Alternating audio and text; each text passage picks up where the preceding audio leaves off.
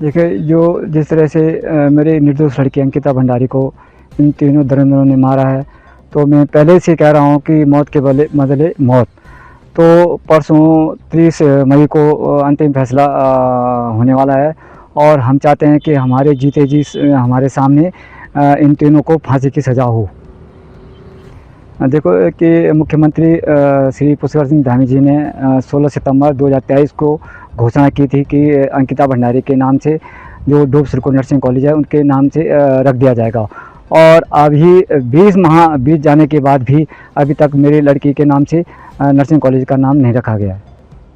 न्यायपालिका पर हमें यही उम्मीद है, जैसे मैं पहले ही कह चुका हूँ कि मौत के बदले मौत, इनको तीनों को फांसी की सज़ा होनी चाहिए। देखो, ये तो अब ये न्यायालय पे डिपेंड करता है कि जबकि हमने कहा था कि फर्स्ट टेक के तहत केस जिसको कुछ सुनवाई की जाए, लेकिन उस तरह से हुई नहीं। और हमें दूसरी है कि हमें जब वहाँ अपनी तारीख में जाना पड़ता है तो हमें इतनी दिक्कतों का सामना करना पड़ता है कि 3-3 गाड़ियाँ मुझे बदलनी पड़ती है और कई बार तो मैं वहाँ पेशी भी नहीं जा पाता है। ये तो अपनी समक्ष जनता को, उत्तराखंड की जनता से मैं यही चाहता हूँ कि जैसे मेरी निर्दोष लड़की को इन्होंने मारा है, तो मैं जब तक इन तीनों को फांसी की सज़ा नहीं होगी तब तक उत्तराखंड में ऐसे ही धरने और प्रदर्शन किए जाएंगे, रोडों पे उतरना पड़ेगा, तब जाके इनको तीनों को फांसी की सज़ा हो जाए।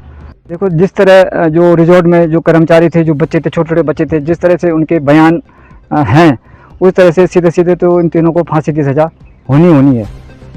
बार बार कह रहा था कि जो वीआईपी था, अजय कुमार था, उसका नाम दबाया गया, छुपाया गया, जानबूझ के छुपाया गया और यमकेश्वर विधायक यमकेश्वर वो रेणु बिष्ट द्वारा उस रोड को तोड़ा गया, बूथ न मिल पाए। इसमें देखो सरकार का पूरा दबाव था कि किस तरह से अजय कुमार को बचाया जाए। देखो, उत्तर प्रदेश के जो मुख्यमंत्री योगी जी हैं, वो तो उनका धामी जी में तो बहुत अंतर है। अगर यहाँ योगी जी होते तो कभी रिजॉर्ट तोड़ा देते, लेकिन क्या करें। कई बार डीएम साहब को ज्ञापन भेजा मुख्यमंत्री जी के नाम से, लेकिन अभी तक कोई कार्रवाई नहीं हुई।